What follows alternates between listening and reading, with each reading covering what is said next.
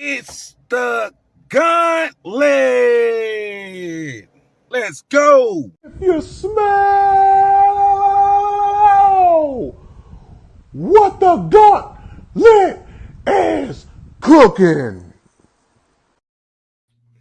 What's up, everybody? This is your host with the most, Philly Jim, also known as James Tatum, host of the Gauntlet on Sideline Sports. Got a jam-packed show for you guys tonight.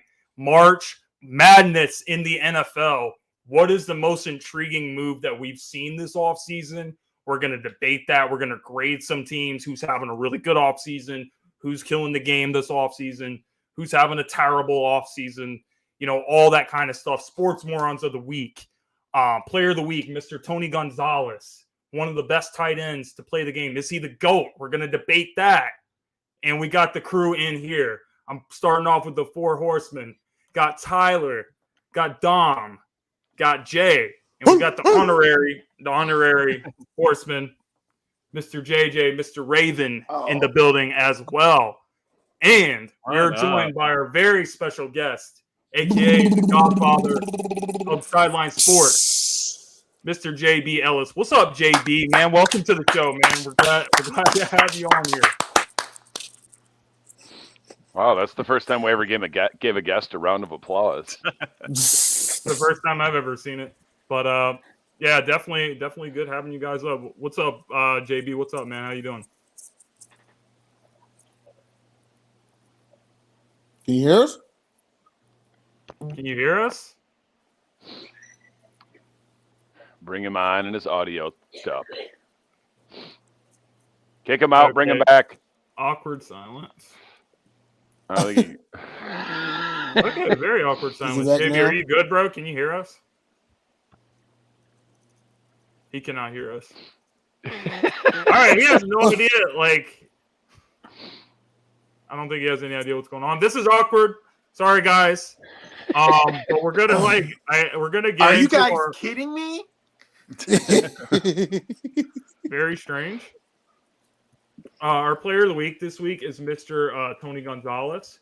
He played 17 seasons in the NFL, I believe, 14 Pro Bowls, I believe 6 first-team All-Pro awards.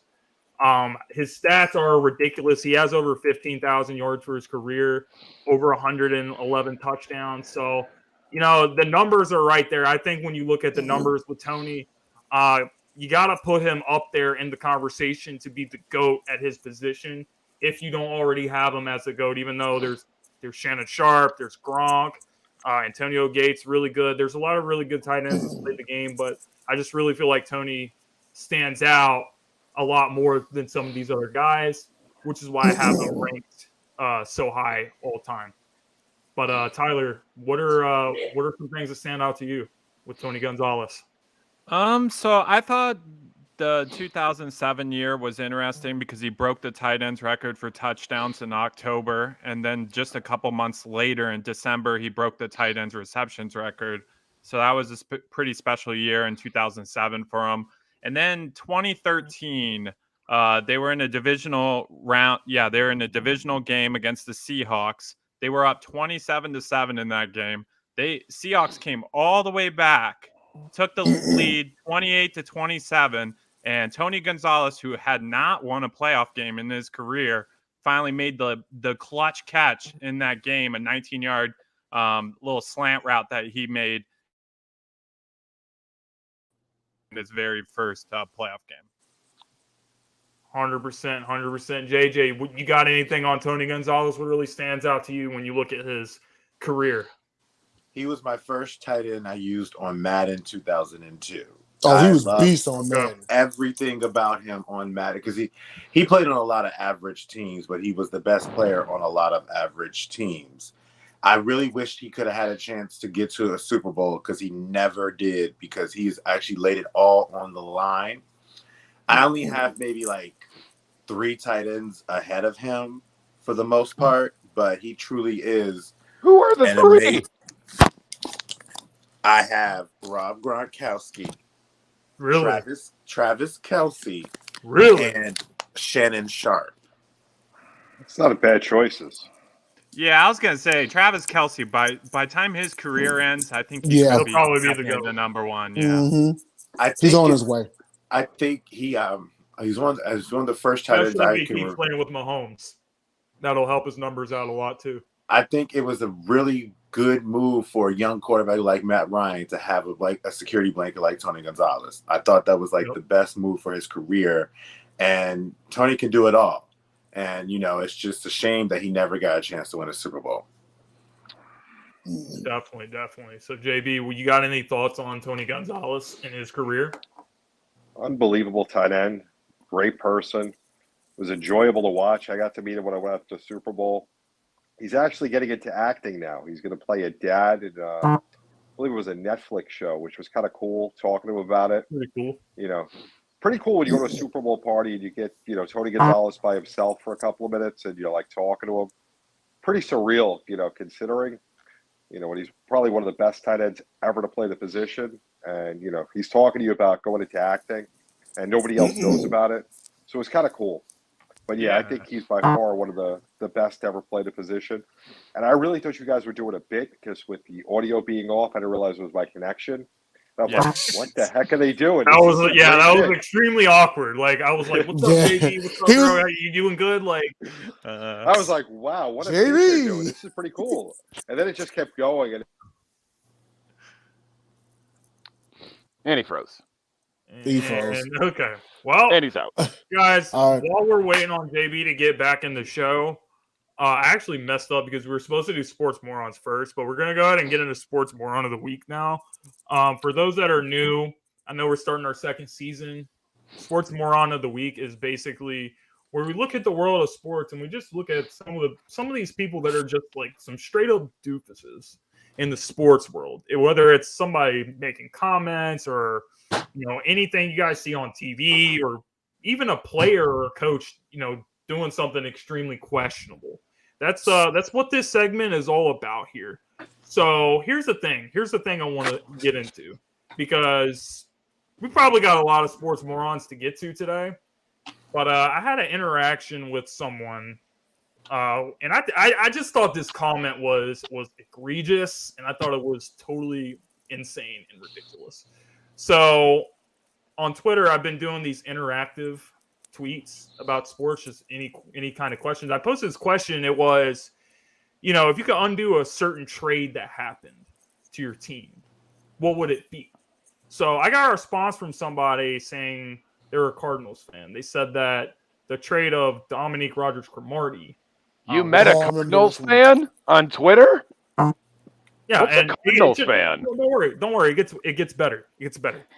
So not only does he say that's the trade he would undo, but to take it a step further, his reasoning behind it was this: we have not had a playmaking cornerback since Dominique Rodgers-Cromartie. I'll get it now. Patrick Peterson. Got it. Yeah. Could you be any more disrespectful to Patrick Peterson? Hold on, but what was the trade for DRC again? What was the DRC trade? Kevin Cobb and a second-round pick. Yeah. With your Eagles. Yeah, and he sucked. He sucked with us, but I'm not going to get it. I'm not going to get into all that. It's just highly disrespectful to Patrick Peterson, who you can actually make an argument for when you look at this franchise as a whole. He's one of the top players in their franchise history. So that's it. I thought it was straight up disrespectful. But I'm gonna pass it on over to Jay here. Jay, you got any sports morons you want to share? This one here, and I like the guy, I really do, but mine is Jimmy Butler. You don't fight your coach in front of people, period, especially not your team, not in front of your home crowd, and call yourself a leader of that team. This has been following you throughout your career. 100%. You go to a team and you cause ruckus. You go to another team and you cause ruckus. You come to this team. Now, granted, yes, a few years ago as a fifth seed, you took them to the finals. Great, but and this is just, maybe this is my veteran coming out, okay? So whenever we would supervise troops, we always had a mantra: you praise in public, you reprimand in private. You know what I mean? If I got a beef with Dom, I'm not going to do it in front of everybody. I'm going to pull him to the side and Why you vice gotta call versa. me out? Because I respect him as a man. You know what I'm saying? I'm just kidding, dude. Don't get your feelings. Anyway, but the point is, I got respect for him as a man. I would do that. This guy not only overshot that boundary, he trying to square up with his coach. Then UD had to step in there and say, whoa, wait a second. You will not do this here. And everyone knows he's an enforcer. So, yeah, that's my sports moron. You know, like, number one seed or not, you don't think you're so much above the team that you're going to fight your coach in front of your home crowd. I'm thinking there were some choice words that were said that made it seem like Jimmy was above the team, and that's when everybody was like, nah, no. Dom, you got somebody, man? Oh, yeah. Mine is the people or person that signed off on this Deshaun Watson press conference. Like, did you guys see that? That's a good one. Yeah, that's a good one. That was a bloodbath. Not only that, was terrible. but then the owner choosing to not be there, and he's like, "Oh, don't worry, I'll do a Zoom call later with my wife." Like, come on. And like 5 minutes into that press conference, I was like, "This is a terrible mistake. There's nothing that Deshaun Watson nor the GM can say or do at this point to make the situation any better." And they made it like, worse. Right. Yeah, it made And it then I worse. see someone posted on Twitter worse. like, "Oh, did Cleveland win or lose that press conference?" And like 65 people said win. I'm like, where there? That was. Listen, and this is like, and we know Cliff Batts. He is a season ticket owner for the Cleveland Browns. He goes to all the games. He hated that press conference. He's been very vocal about it. So I'm just saying. Yeah, my buddy Larry is a Cleveland fan. 5 minutes into the press conference, he's like, "What the are they doing?" I'm like, "I don't know, man." That press conference could not have been any more infuriating, and it couldn't have been any more tone deaf. Like, you're really going to get on the podium with this whole situation going on. You're quote unquote trying to fix your name. That's what Deshaun's saying. He's saying, "Hey, I'm trying to fix my name." All this kind of stuff, and you're going to get up there and say, "Oh, when I was in Houston, I was very hands-on in the community." Like, do you even like? I don't even think he realized. I don't even think he realized what he was saying. Choose your words a little more carefully, sir. Can I say something? He was definitely hands-on. There are 22 women that are willing to testify how hands-on you are, sir. I don't have an issue with the hands-on comment because it's correlating to the fact that how he built these homes for a lot of people that were lower income and things of that nature. I think because of the recent events, they just connected him to the massage part. Because if you're talking about real facts, he was very active and he was, but choose your words more carefully. Yeah, like read the temperature of the room. That's what I mean by tone deaf. No, I get that, but at the end of the day, I can't get mad at him. He's trying to bring his good name and say, "Hey, I'm more than just this." We've all made mistakes before. We've all done things that are egregious, but we want people to remember some of the things that we did good as we're trying to reestablish our reputation. So I don't really necessarily have a problem with him saying that he was hands-on in the community. I get what you're saying. This ain't really the time, but what can the dude, man? What is he supposed to do if he's trying to get his name back? How can he excited to be playing for Cleveland? How can he reestablish? I'm excited to be a Brown. That's it. Keep it short and sweet. Keep this in mind, guys. The Deshaun Watson era in Cleveland literally started with that press conference. That's the most Cleveland Browns thing I think I've seen in a long time. I was going to say. After the press conference, I was like, that's so Cleveland. So, JJ, did you have a nomination for this week? Oh, absolutely. And I saw it today. I am in this Wizards Nation sports group. And I was just going through my scrolls and going through my posts. And then I seen this guy made a comment about Thomas Bryant. And he said Thomas Bryant would start on half of these NBA teams as their starting power forward. And I was just like, I really hope you're being sarcastic when you sit here and telling me Thomas Bryant is a legit starting power forward. That man is a reserve at best, if anything. He cannot shoot well. He is horrible on defense. And he got mad at me. He was like, "What are you talking about? Do you watch the games?" I said, "Exactly, I did." In less than 2 seconds, he watched the game. Less than 2 seconds after Thomas Bryant got in the game, Isaiah Stewart gets a bucket. Within 2 seconds. Like, I cannot believe that some people in this world actually think Thomas Bryant. I have no idea why Wizards fans thought Thomas Bryant was good. I never did. What do you got, T.I.? Mine's pretty simple. It's the officiating in the NCAA tournament. So I want to know, why are the guys getting called for fouls after dunking, alluding to that Illinois versus Houston game? I'm not with that, man. I'm not with that. That's egregious to me to even make a foul called and completely kill momentum. Right. Jay, I know Houston won, Houston was the better team, but If Illinois, you see my tweet, man, come on. If you see my tweet, I said that he got robbed. And How about that fifth foul on Chet Holmgren? I'm going to call out real quick. I'm going to call out the Sports Arena with their comment. Who's over exaggerating a statement? What are you referring to? Talking about the Deshaun Watson. The hands-on thing. He doesn't think the comments that Deshaun Watson, he thinks that we're making a big deal about it, but it's the timing of what he's saying. I just want to make sure if he was talking about me over hyping up the whole hands-on thing. No, that wasn't the Deshaun Watson thing. All right, and Tyler, one more thing. The referee did admit after the game that he should never make that call. Oh, okay, that's good. I didn't hear those comments. No, actually, you know what? I do want to pose y'all real quick. Sorry about this, because actually something I want to talk about is that Antonio Daniels is on New Orleans Pelicans thing, and he has an issue with NBA how if you win a challenge, you won't get that challenge back because the NBA doesn't want to admit that they're wrong. And that was he's like, you shouldn't be penalized for a challenge if you win the challenge. If you win the challenge, you should keep it, and then NBA should just admit they're wrong. So I thought that was a bad statement. But to your point, Tyler, why was it a bad statement? It's not like that in the NFL. If you win your challenge, who's commenting under the Sports Arena name? I'll see you soon, probably. I'm not entirely sure who you are. I don't think it's JB. It's Eric. It's Eric. Oh, it's Eric. Oh, hey, Eric. Okay. All right, Eric. He's talking about see you soon, Dom, because you're going on the Sports Arena. That's the one-on-one. Yeah, Sports Arena. Oh, that's the one-on-one. Can't wait. This is me licking my chops, sir. So, JB, before we move on, do you have one? Has one stood out to you this week by any chance? He's got one. And Purdue. Kentucky and Purdue. How can you not beat St. Peter's? St. John's beat them by 21 points. I am a diehard St. John's fan. We beat 2 of the Elite 8 already. But St. Peter's we beat by 21 points. Kentucky, who's a perennial powerhouse, loses to They were good this St. year. Peter's. Regular season, sir. Conference tournament. Whole different ball game. And then St. Purdue, Peter's has no fear.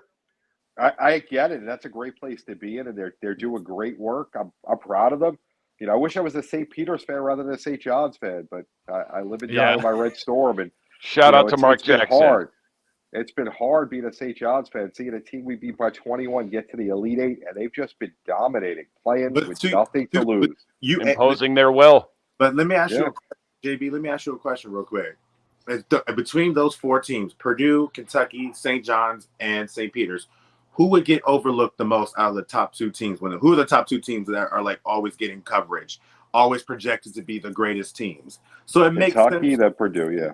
So it makes sense. They can't. Kentucky players first and foremost, and Jay Calipari as a whole, they think they're better than what they really are half the time. And a lot of times when they get into these games, come in thinking they're supposed to roll somebody, when they punch them in the mouth right back. Well, the issue that they have, college basketball, especially the tournament, if you don't have that continuity, you know, the tournament used to be back in the day when guys used to go to school 4 years and you get a guy 5 years. Yeah. That's when the tournament used to see the same teams, you know, just killing it year after year because you had that continuity with these teams. Now, Kentucky's a one-and-done school. Duke's a one-and-done school. So what, good point. You know, what Coach K does, what Coach K does year after year is phenomenal. I wish him, you know, all the best to retirement. But, you know, some of these other schools like Calipari and Kentucky, it's so hard to win when you got new guys coming in every year and they're so young. They're going to play together. That is a great point. And they don't care about winning the titles. They know they're going to the league. They know they're going to the league. Look at got a bunch of 21, 22-year-olds going up against a bunch of 18, 19-year-olds. But the experience plays a factor. Yeah, look at Kyrie Irving. He only played 10 games at Duke. That's it. Yeah, but that's why you see. That's it. That's why you see the teams like Baylor, the Villanovas, and the Virginias now winning because their players have been there for 3 or 4 years. Yes, right. Exactly. Miami has a couple of 6-year seniors. 6 years. I don't want to get started on Kentucky. I'll leave that because I cannot. Well, we can move on. Move on, move on, guys, to our next segment. So speaking of March Madness, I love that we were just talking a little bit about it. March Madness is happening right now, or it has been happening for most of this month in the NFL. Ever since the new league year started, we've seen a lot of different trades, all these moves these teams are making.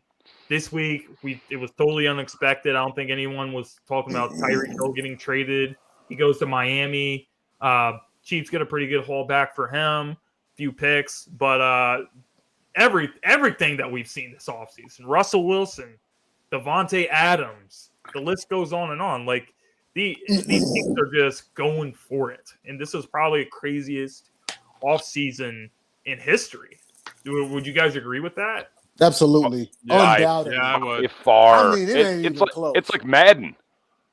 So I don't know. I think what I really want to know is I don't think it's the craziest. I will give the Eagles' dream team offseason the craziest because it was a sweepstakes for Nnamdi. It was a sweepstakes for Cromartie. It was just a crazy year. why do you have to bring that up? No, because we see how that worked out. Don't forget Vince Young. You did it Don't on forget Vince Young. Okay. I'm not even saying that in a negative way, but as those signs were coming on, it was like all-star signing, another one. Like it just came. So back Tom to Brady back to back to back. unretiring, Aaron Rodgers signing a big contract, Russell Wilson. That's not crazier than the Eagles spending a bunch of money and overpaying Nnamdi Asomugha and Jason Babin and all those. Not at all because you knew Aaron Rodgers was not going to stay or he was going to possibly do this. You knew Russell Wilson wanted to get out because they were saying that before he even got injured last year. Like it wasn't like it wasn't coming. If you're going to give me somebody at that point, I will sit there and say what the Raiders have done as well as the Bengals and has been more crazier than Russell to Denver and stuff like that because the Raiders have loaded up on great free agents. The Bengals have loaded up on great free agents, but those quarterbacks moving and stuff or staying, I'm not shocked. I'm not surprised. I knew There's never been it. Okay, fair enough, JJ. I'm gonna have to go with Eric on this one. JJ, hush. Good for you. What I really want to know, guys, Eric, don't get mad about your Eagles. Of the moves that we've seen, which move do you guys think is the most intriguing move of the entire offseason? Go ahead. First. Go ahead, Jay. We'll go around the horn. Yeah, I think I'll keep it short, man. I gotta save my team because we didn't have any first round picks, a season ago, and then we had like one. And then when we made the trade, when we finally, because Watson wanted out and he got out and everything, and so we sent them to the Browns. We got a couple of firsts, we got a third, we got a fourth rounder. So this was Houston's chance to rebuild. But I think the aside from those first round picks, the biggest thing was we were relieved of Watson's contract, so we freed up some more cake, And I was looking around like when the trade first happened. Cleveland fans think that they fleeced us. They did. More neutral sources said, it was a fair trade. And I saw about 2 or 3 that said Houston actually got Cleveland. But we all know that this is not the first time that Houston and Cleveland were involved in a trade for a quarterback. But I think Deshaun Watson's a little bit better. This whole situation with Deshaun Watson is not over. So if anything happens from here on out, the trade is always official. So if anything were to happen with Deshaun, Cleveland is not getting their picks back. They're not getting them back. They are not getting them back at all. And the reason why those fans feel like that, we robbed Houston, is because they're basing Houston off of the Hopkins trade. Bruh, that was 2-3 years ago. You see what I mean? So, I mean, you got to look at it like this. You guys got a lot for Deshaun. We got a lot. We got a haul, dude. You guys definitely did not get fleeced. But I'm all good. Dom, go ahead, man. I mean, the most intriguing move was a free agent signing, right? It was definitely Christian Kirk to the Crapsonville Jaguars, right? What could be more intriguing than that? Never had a 1,000-yard season. Christian Kirk signing that messed up the whole receiver market. It's either that or Marcus Valdez-Scantling getting $36 million for 24 catches. Once Christian Kirk signed that deal, it created a huge domino effect, and you had Devontae Adams, you had Tyreek Hill, and they were like, "Listen, if this guy has never had 1,000 yards and is getting $20 million a year, you guys better be giving me like a shit ton of Right, money. pony This down. is unacceptable."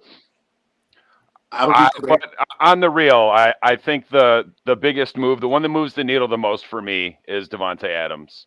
Like, Derek Carr just got arguably, if not the best receiver in the NFL. It's really just a throwback to last year at draft time, because if you remember, Joe Burrow got Jamar Chase, Tua got Waddle, Jalen Hurts got Devontae Smith, and now Derek Carr has his college receiver Devontae Adams, and everyone's still trying to put the Raiders in last, and it's like, for one, they just got the best receiver in the NFL. For two, the Raiders made the playoffs last year. I think Denver finishes last. Probably, yeah. Nah, Because I don't think that that Russell Wilson remembers how to hang out in the pocket. I also think the same thing for Deshaun Watson. I didn't know until a couple days ago. Speaking of the Browns, they traded Case Keenum, so now you're going to roll with Jacoby Brissett for 4, 6, up to 8 weeks. Could be a year. Well, they're saying Baker's going to possibly start games for Cleveland if Deshaun. There is absolutely, that man will sit out. If they don't trade him, he will sit out. but that's part of why you probably Baker has taken his last snap wearing a Browns helmet and uniform. That's the intriguing. He's part going to probably Seattle. But that's probably why they would say they would even start him, because if you're going to trade him, you got until 6 weeks or 7 weeks to trade him. So why don't you let him start? It's an opportunity for him to get his stock up. Yes, and so I will say, Eric just touched on it. Tyreek Hill to the Dolphins is the most intriguing move for me, because I think there's a lot more than the trade talks holding off as to why he left. I think that story is deeper. Those bubble screens and 7-yard slants to Tyreek Hill will be sweet to watch, because either that or Tyreek Hill better beat his guy within the first 8 yards, and the ball better be in the air immediately, because it's not going more than 20 yards in the air. It's a huge year for Tua, because Tua, he has Waddle, he has Tyreek now. I'm cool with the move, Eric. I wanted Baker 2 years ago. I also wanted Jalen Hurts. But he's got a lot of weapons, so the Dolphins are pretty much taking this year and saying, hey, Tua, we got all the weapons around you. It's time for you to show that you're the franchise quarterback of this team. And if he doesn't do it, then they're clearly going to move on. And if he doesn't do it, they'll just sign Tom Brady in the offseason after this year. Go in another direction. I think this is a huge year for Tua. Go ahead, JJ. Okay. I don't think there was enough balls in Kansas City, and that's the big reason why Tyreek left. I don't think there's enough balls that could be thrown between Travis Kelce, Juju Smith-Schuster, Mecole Hardman, and EH on the outside, and Tyreek Hill. I think it was about the money, but I think he also seen his production was going to drop drastically with the additions that they had on this team. I got you. Okay. Tyler? Yeah. Yeah, mine's the same as Dom. I think it is Devontae Adams going to the Raiders, and a big reason is because that's where I saw him going. If he didn't sign back with the Packers, I've been very vocal about it. I knew he would go back and team up with Derek Carr, because it's been like I said, I'm happy for the guy. He got paid. He's fulfilling a goal that he had after Fresno State, and got paid $141 million over 5 years. Carr finally gets a true number one outside threat receiver, which he's never had in his career with the Raiders. And on top, Amari Cooper. Oh, now you want it down, Amari Cooper. Okay. Well, no, we're talking about early in his career, Amari Cooper, correct? He did have. We're talking about looks like the best receiver in the NFL for 6 quarters. Anyway, okay, looks like the best receiver in the NFL for 6 quarters at a time. Amari Cooper, Amari Cooper. All right, Dom. Yeah, that's fine. That's fine, man. You know what? I haven't motor mouth over here, bro. I haven't said mine yet, but I agree with you guys. It's Devontae for me too. Just because if you guys go back and watch the video that we did on the AFC West, this is what I said in that video. I said, listen, the Raiders are a good team, but they're not on the level of these teams yet, because they can't compete with the perimeter weapons that the Chiefs have and the Chargers and the Broncos. Chiefs they can't compete with had. it. And then they go out and get Devontae Adams. So I just think adding the guy who I believe is the best wide receiver in the NFL, adding him to a team that was already a playoff team last year, that's going to move the needle incredibly for the Las Vegas Raiders. And I don't think they're going to finish in last place. I actually think that they're going to push the Chargers. It's going to be between them and the Chargers. I still think as long as Kansas City has number 15, I'm not picking against them. And that's why, regardless of what anyone's saying, I still have the Chiefs winning the division. But I think that the Raiders are going to make it tough on the Chargers, even though the Chargers have really done a lot of crazy moves this offseason. But, everything has looked good on paper in the past. But Raiders, we've seen Derek Carr play well. We saw him do it last year despite the John Gruden situation, despite the Henry Ruggs thing happening, all that kind of stuff. Adding Tay, I just think it moves the needle in a huge way for the Raiders. JB? Yeah. Defense wins championships. The Chargers brought in Khalil Mack. Why? I get why the Bears traded him. I didn't expect to see that happening. But this has been the craziest offseason I can remember in the NFL. There's so much going on. You got star players moving teams, Tyreek Hill, Devontae Adams. You got star quarterbacks that are still on teams that don't belong to be there. A-Rod, who's a waste of life. Why Green Bay is all in on him? Cut him, lose a couple of years, and then become relevant again. You're not going anywhere. The guy can't win to the playoffs. That's it. I'm done. Smart. Good call. Yeah. Yeah, I actually, that's a pretty good argument. I think that that they couldn't get the sort of haul from anyone but Denver, and Rodgers was like, I don't want to go to Denver. Just, sometimes you just got to chalk it up to a loss. You're not going to get everything back. That's what happens when you get these star guys. Look at what happened for Ben Simmons does not happen. You don't get a James Harden back for a Ben Simmons when a guy says, gee, I don't want to play anymore. I'm hurt. Boo. No, that doesn't happen. He still hasn't played. And look, he's still not even playing for Brooklyn. When a guy says he doesn't want to play, it diminishes their value. He's got that nagging labia inflammation. Listen, he's been out all year with it. Guys like that are a cancer to a team. How many Super Bowls does Rodgers have? He just not the same as Matt Stafford. Exactly. and how hard was I on Matt Stafford? And did I not say after he won, give him complete props because he just shut up and played, did what he needed to do. I abused him all year, and the guy just shut up and played. It's all you can want from a guy. Meanwhile, A-Rod, all he does is throw out the best record every year. Come playoff time, it's always an excuse. The defense, the special teams, the offensive coordinator, my big toe. It's always an excuse. Win games when they matter. Well, Tom Brady don't do that. Well, yeah, and when he's the still Packers won more playoff games than he's lost. Well, and to the point, when the Packers did win the Super Bowl, it was when they were a 6 seed and they got in and they beat everybody on the road to get to the Super Bowl and won it. But that's because they had to win the last 5 out of 6 games of the regular season. They also beat Chicago and Caleb Haney in the playoffs. They were 13-3. So what's the point? All right, who's a better quarterback, Eli Manning or Aaron Rodgers? Aaron Rodgers. Aaron Rodgers. Who has more Super Bowls? Thank you. I saw like a meme or something the other day. Aaron Rodgers is the most talented quarterback I've ever seen. Tom Brady is the most. Eli has more rings than Dan Marino, and I know you guys love him, JB.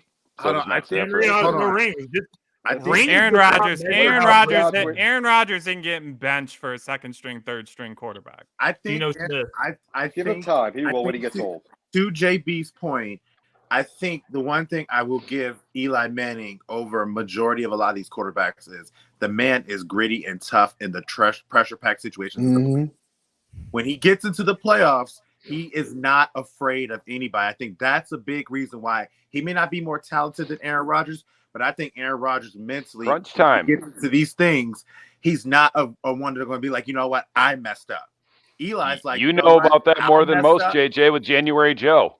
That's the most impressive playoff run I've seen by any quarterback ever. Was Joe Flacco. Now to that point, like for example, Eli Manning in some of his playoffs games didn't start off well, but he would make that key pass to Mario Manningham to help them get to the Super Bowl against the Patriots the second time. The David Tyree, when he stood in the face of like everybody was pass rush attacking him through everywhere. Aaron Rodgers gets a little happy feet and then he makes a critical mistake, but then he's pointing to somebody else and not pointing to himself. Listen, we're talking about Eli. We're not talking about Peyton. Rodgers is four-time league MVP. Only Peyton Manning has more. No, Eli talking about regular season with Aaron Rodgers. I don't want to. Eli Manning is 2-0 in the Super Bowl against the greatest quarterback of all time. When it comes down to it, Aaron Rodgers had better teams throughout his career than Eli ever did. And yet Eli, all he did was beat an undefeated New England team and come back and beat him a second time. Now Aaron Rodgers ain't nothing but excuses. Now I will say Aaron Rodgers. So is Nick Foles better than Aaron Rodgers because he beat Tom Brady? Yes. Nick Foles has as many rings as Aaron Rodgers. When you're talking about Eli, you have to give. Even during the year of the Super Bowl where they actually got in as a 9-7 seed, they beat the 10-2 San Francisco 49ers that year. They beat the Patriots at home that year.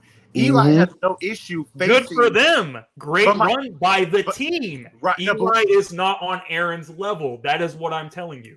No, Eli's a winner. He's not on Aaron Rodgers' level. He's on a much higher level in the playoffs when the games matter. When you lose and you go home. If you're talking metrics, arm strength, getting mad. If you're talking metrics, arm strength, accuracy stuff, yes, Aaron all day. But if you're talking mental toughness, he ain't got nothing on Eli. He just doesn't. There's two different things. You know what? We're moving along. We got other stuff. We got to get to. We can't have this debate all night. I feel like while we're having a break, Jay, did you want to say something about one of our sponsors? Yeah, sure. So, download the Score No Score app. It's available at your Apple App Store and Android if you're one of them little punk Android if you're users. poor. If you but go ahead and download it. It's an awesome app. Basically, what you do is you bet during the game. You get a set amount of coins. You can also purchase more coins, but you literally bet on the next play. So is Judge going to hit a home run or is LeBron going to make this shot? But it's awesome. So far, they have baseball and football on there. There will be baseball this year. Spring training's already happened, so you can. It is back, so you can download the app and you can start betting on baseball on there. And of course, when football season comes around, and whenever they choose to add basketball. But Score No Score app is awesome. Go download it ASAP. Okay, shout out to Philly Fades, official sponsor. 513 South Street, Silver the Barber. Follow him on Instagram. One of the best barbers, if not the best barber in South Philadelphia. Definitely go check it out. So we're going to move on to the next topic, which is going to be grading some NFL off seasons. We're all going to go around and share who we think is having the best off season right now and who's having the worst. And I'm actually going to start with the worst.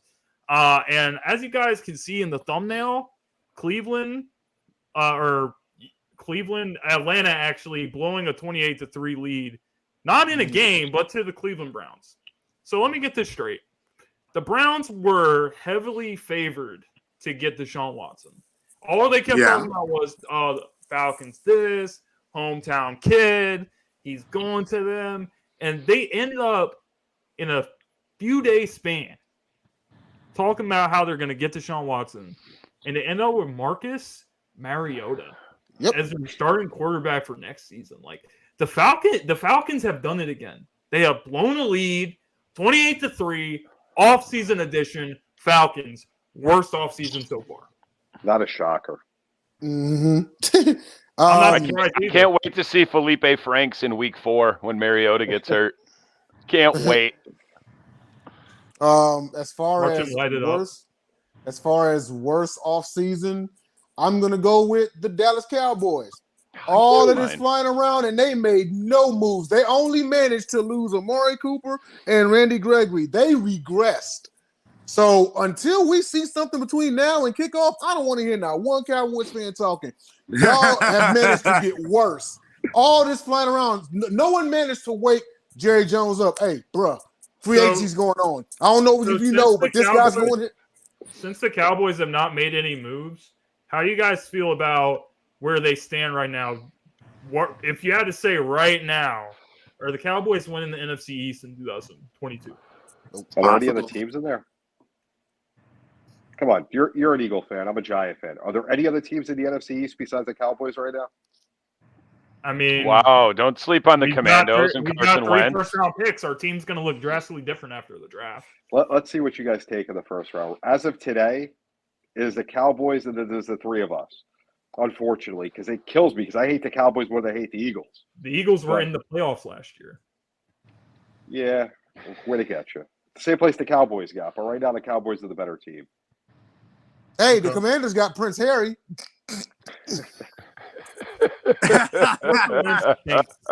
He stinks. Best I'm going Chargers. Worst, I'm going either Cowboys or Crapsonville. But, I mean, that's just Crapsonville doing Crapsonville things. They've got $60 million in cap space every year. They overpay 4 guys every year, and then they go and win 4 games. And they're going to blow their draft pick. I'm honestly looking at the only other team in the AFC North that we have not talked about, which is the Pittsburgh Steelers. I don't really know what they've done outside of letting Juju walk, not replacing their quarterback, doubling down on Mason Rudolph and, getting Dwayne Haskins over. The only move I can honestly say that I feel like is their best move was getting Brian Flores on their coaching staff. But other than that, I don't really know if I can say – I don't really know if I can sit there and say that they have had a good offseason because they haven't. Every other team in the AFC North. Every other team in the AFC North. That's a classic freeze face. You're going to have to screenshot that. I was going to say screenshot that. Because hold on. To his point, though, I just want to say real quick that the Bengals are having a really good offseason right now because we saw what they're able to do going all the way to the Super Bowl, losing to the Rams, but still had a good season, exceeded everyone's expectations. They have really addressed a lot of needs on their offensive line. With that upgrade on the offensive line, they're able to keep Joe upright. I can see Joe Burrow having an MVP caliber season this season. I really can. And I think the Bengals and the Ravens are going to be the 2 teams that's fighting for the AFC North title. But I'm really impressed with what the Bengals have been doing too. Now, I will say one thing I would have fallen back on. I know everybody, because I heard that there's a good chance that Dallas could get Bobby Wagner. If they get Bobby Wagner, that turns their whole entire offseason around. He's old. I don't think that's going to happen. He's met with the Ravens and he's met with the Rams. I mean, if he just wants a bunch of money and no rings, then yes, he'll go to Dallas. But if he actually wants a ring, he will sign elsewhere, probably for less money. Hold on. I don't know if you can sit there and say that because when he got at his best, he made his name. His defensive coordinator is the same defensive coordinator in Dallas. Yeah, but it's not really a hard pitch. But it's Dallas. The Rams, it's not really a hard pitch. We just won the Super Bowl. Aaron Donald, Jalen Ramsey. Dallas is approximately as relevant this century as the Detroit Lions. They just have 1 or 2 playoff wins. But my whole point is, it's not just about what it is in the past. It's about how that person fit with that person. That person, Bobby Wagner, was at his best with Dan Quinn. Sure, he's a good scheme fit. If you bring him in, he's also going to get no reports of Bobby going to Dallas, though. Those are not I don't know if I can say that. I don't know if I can say that. Because, again, it's not like they weren't in the playoffs last year and they faced against a team that they had a struggle with. But Bobby Wagner has also been successful being a defensive guru against those same 49ers with the Seahawks in those times. So it's not like he doesn't know. No, what I'm telling you is it's not even confirmed that he's meeting with Dallas. That's what I'm not saying that. I said if he does. That's the first thing I said. If he was to go, that would turn their whole entire offseason around. Okay. Tyler? Yeah, are we all good on this? Yeah. Subject? So best offseason Chargers to me. They added Gerald Everett, Sebastian Joseph Day, Khalil Mack, J.C. Jackson, and then re-signed Mike Williams. I don't really care about the contract, Dom, because it doesn't matter. They had a great offseason. Agreed. And then the worst offseason to me, and I'm going to throw a little shade at my own division. It's the Chicago Bears. You trade away Khalil Mack. You don't have Allen Robinson there anymore. That team is a mess. That team is a mess. QB? They better Or- hope. All I'm or saying Justin is they better Fields. hope they can draft right. They You have better Fields hope they going can to draft the right. It was second a- year, and you're not even putting weapons around Fields right now. You lose out That was on a- Robinson. Great move trading Khalil Mack because they're not going to win anything this year anyway. He was hurt the last couple of years. Great player by Right. all means. Get what you can for him. Exactly. At this Unless point, you're winning yeah, this year, exactly. no point in keeping him. Get Trust out from me. underneath the contract, get back whatever you can, Yes. and just turn the page. I mean, it sucks to lose a guy like that. If you're a fan, it's horrible. But as a team, great move. How many I think times have that- you said that, Dom? How many times have you said, "Oh, just get back whatever you can and turn the page"? How long has the rebuild been for the Lions? All of my life, That's plus cold. 50 years. Do you That say is that? cold. Is this That's rinse and cold. repeat every 2 years? You know. Hopefully not. The only thing that I said when we hired Dan Campbell was I don't love the hire, but I will love the hire if 4 years from now he's still the coach. Because the best coach I've seen in my life was Cocaine Wayne Fonts. Why? Because he was the Cocaine coach, Wayne! because he was the coach for 120 plus games. Sure, he lost one more game than he won, but he also won one less than he lost. And we made the But- playoffs pretty much you- every other year throughout the 90s. And outside of Jim Caldwell, who I think Lion fans don't give enough credit to, Wayne Fonts was their last great coach. Yes. Mhm. Without a Well, doubt. Dom hates Jim Caldwell, but that's a whole different. I don't story. hate Jim Caldwell. I hated the hire because it wasn't a good hire. It was a safe hire. People are like, oh, he's going to get us over the hump. Like, we can't even see the hump. He would have if you He gave him got a us chance. in the vicinity. Like, is that the hump up there? He You would have didn't got give you him a out. fair chance. Terrible That's another story, yeah. Matt in-game Patricia. decision. You know what Jim Caldwell is? He's a rich man's Anthony Lynn. No. Yeah. How many Read that games? bo- How many read- games? read How that many bottom close bar. games did he What that cost bottom us bar say? with bad in-game decisions? You just- You guys Egregious. got I one like of that those word. too? You disgust me. That's what I'm here for. Clown Prince. All right, guys. So we're gonna wrap up the show now. We're our last segment, which we haven't done in quite some time. I know we've done it here and there, but we're definitely gonna start bringing it back. The non-sports topic, and I'm choosing the topic this week. I've been really excited for this one. So what I want to know is, of any song that you guys can think of, what's the hardest opening verse of any song that you guys have heard? Dude, Go ahead, Jay. Wu-Tang Clan, Triumph, Inspector Deck. Still one of the best verses I've heard in my life. Dude, like, like in the music video, like he's like stuck on a building, and then there's like killer bees that's following from like member to member. Man, but that verse was just awesome. Just like, I bomb atomically. Socrates' philosophies and hypotheses can't define how I be dropping these mockeries. Lyrically perform armed robberies. Flee with the lottery. Possibly they spotted me. Battle squad shogun. Explosion with my pen hits tremendous. Ultraviolet soundbound forensic. I inspect you through the future see millennium. Killer bee souls 50 gold 60 platinum. Dude, straight stovetop flames, man. Like, and then they had the Stovetop other Flames. members. So like, yeah, Stop! I just heard. like grease fire flame. But go ahead, Dom. I'm going with Bone Thugs and Harmony featuring Notorious B.I.G. and Notorious Thugs. Nice. I'll go Nice. next. I'll go next episode. Dr. Dre and Snoop. Hardest opening verse? Nice. Okay. Literally, I'll go Dr. Dre and next. I think I said this before on here, but I'm gonna say it again anyway. I'm gonna go Ice Cube, F the police. No, no, great choice, man. Great choice. I love it. Yeah, I don't know if it's the hardest, but going back to Cali by Notorious. Yes. Okay. Yes. That Good was one. It a may not be fire the verse. hardest, but it's just the move. My choice is That's pretty hard. My choice is Hail Mary from Tupac. Oh, that's a Can't classic. complain. I ain't a that. killer, but don't push me. Revenge is Yeah. like the sweetest joy next to getting Yeah. That's not kids memorable. Like, watching, not kids watching. Can't say certain things on the airwaves, but that's definitely up there for me. yeah, definitely. And I mean, like, that's just one of the list of like Tupac quotables. That's shown up in I don't know how many memes and like people parrying it and everything. Just yeah. I agree with you on that Pac one, man. But yeah, no, I like that. It's a little mix of Pac and Biggie open verses, man. That's a nice little selection. I didn't hear nothing whack, but Tyler's after police one though.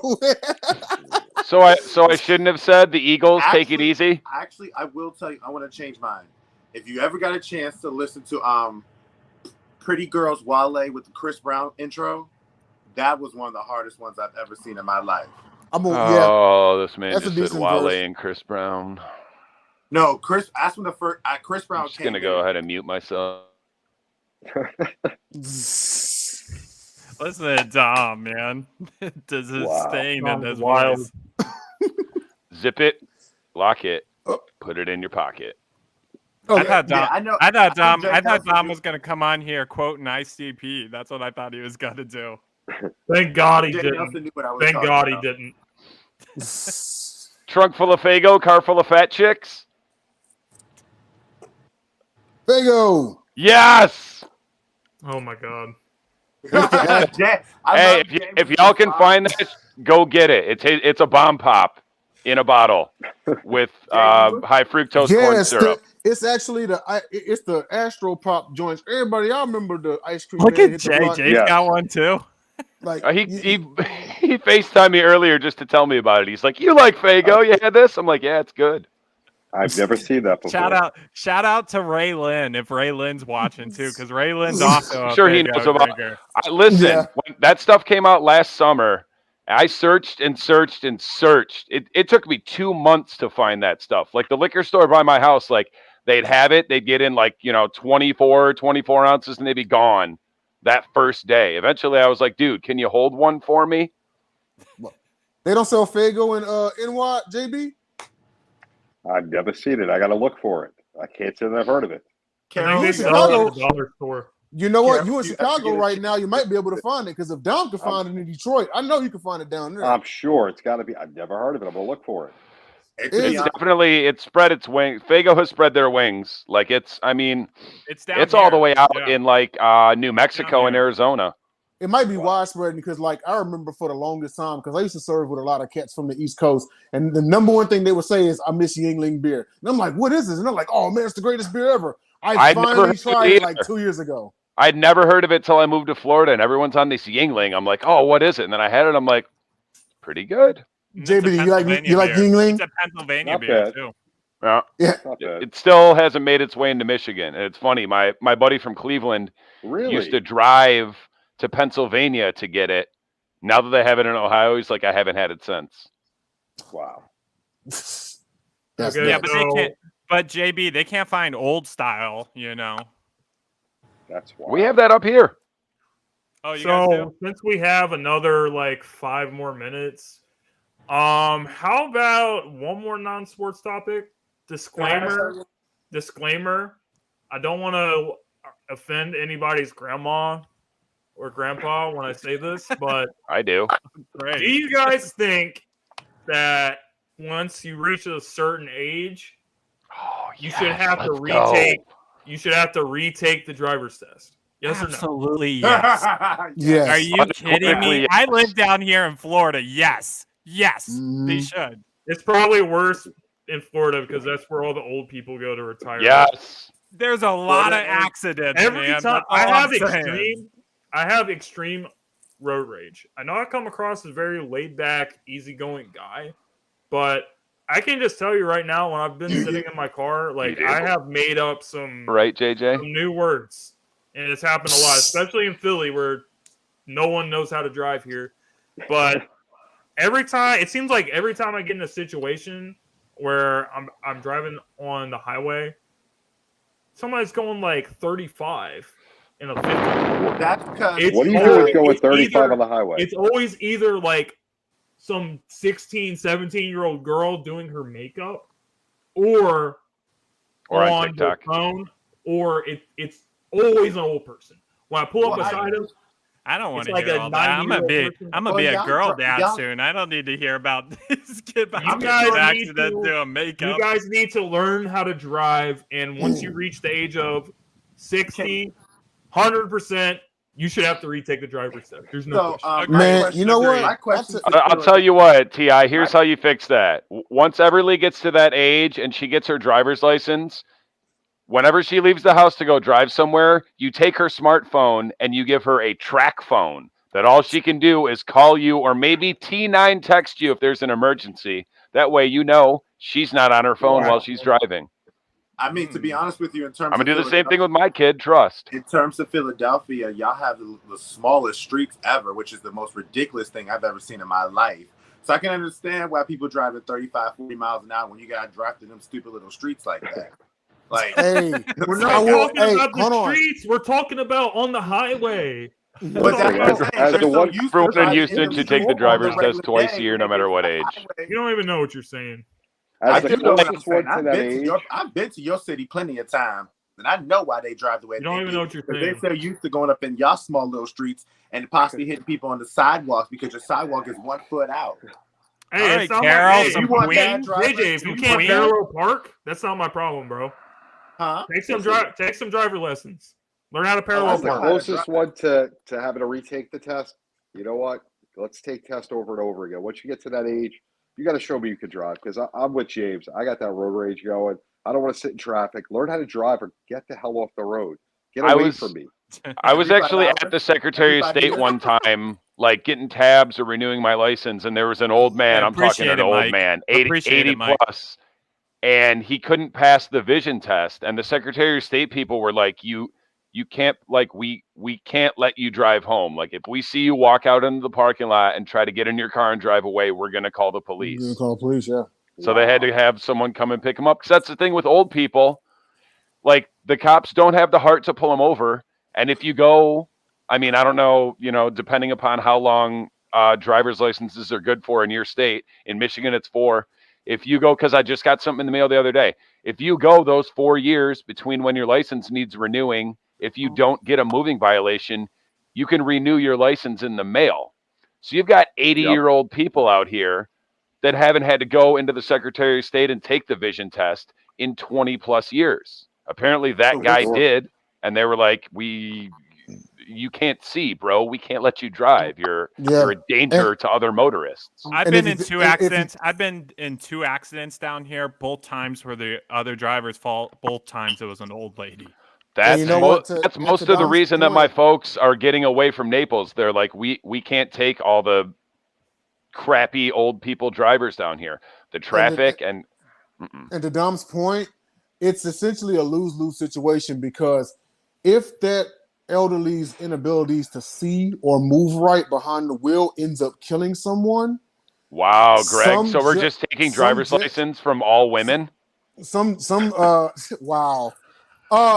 Hey, where's that bar, man? Where's that bar? Put it back, James. Yeah, put it back up there. Put it back up there for James. Dom. Then I'm gonna finish what I got to say. And then we're closing the show on Dom's comment. Listen, there's 2 categories of women. Sideline Sports is not there's the ones that can say that it can parallel park, and there's the ones that are lying.